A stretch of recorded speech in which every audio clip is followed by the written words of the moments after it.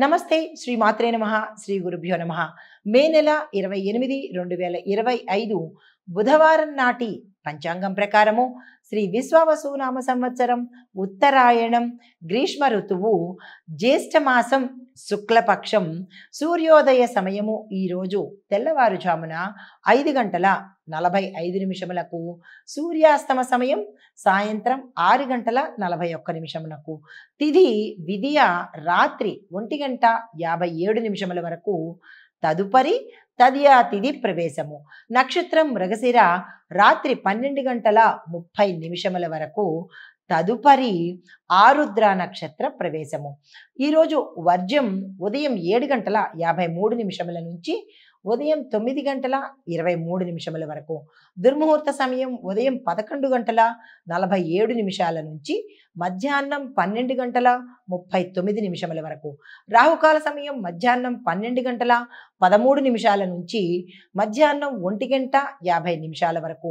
యమగండ కాలం ఉదయం 7:22 నుంచి ఉదయం 8:59 వరకు.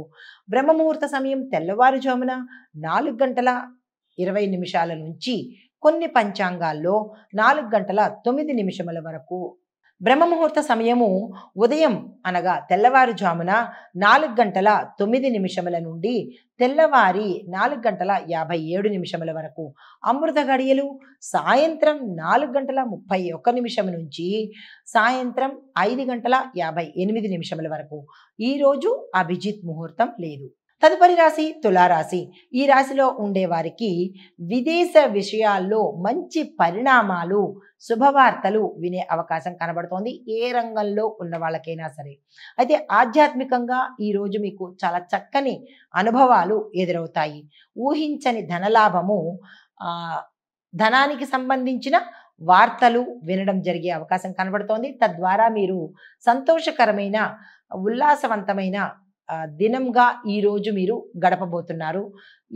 ఈ రాశిలో ఉండేవారు ఏదైనా పెట్టుబడులకు కానీ ఏ మంచి పని చేద్దామని అనుకున్నా దానికి ఈ రోజుని మీరు ఉపయోగించుకునే ప్రయత్నం చేసుకోండి. ఈ రోజుని వృధా చేసుకోకండి.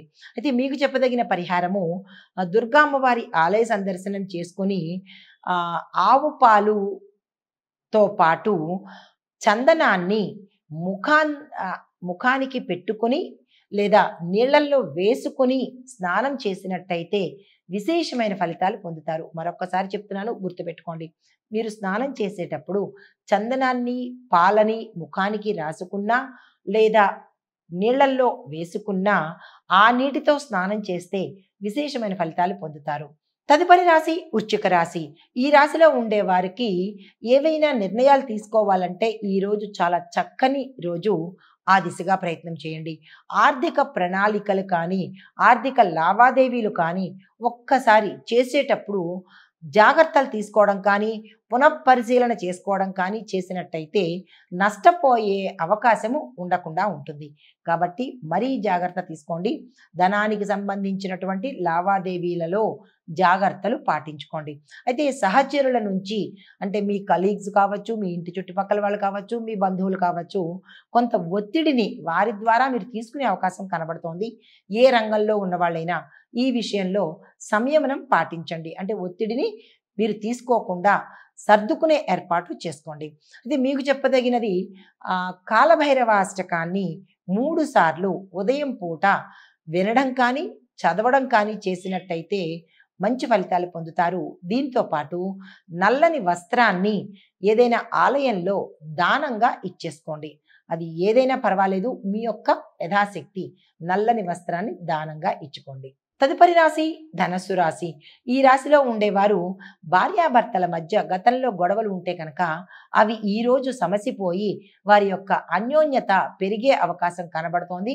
న్యాయపరంగా ఏదైనా మీరు గతంలో ఇబ్బంది పడి ఉండి న్యాయపరంగా మీ వైపుకు తీర్పులు రాకపోయినా, పోస్ట్ పోన్ అవుతున్నా, అవన్నీ ఈరోజు మీ పరంగా వచ్చేటట్టుగాను న్యాయపరంగా ఈరోజు మీరు లబ్ధి పొందేటట్టుగా కనబడుతోంది.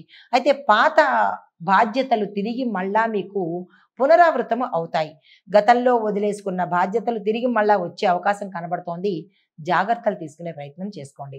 అయితే మీకు చెప్పదగిన పరిహారము, గురు పూజ తప్పనిసరిగా చేయండి. గురు సంబంధిత ఆలయ దర్శనం తప్పనిసరిగా చేసుకోండి. పసుపుతో స్వామివారికి అభిషేకం చేయించుకోవడం కానీ, లేదా అంటే పసుపుని దానంగా ఇచ్చుకున్నా కానీ గురు సంబంధిత దోషాలను తొలగించుకుంటారు.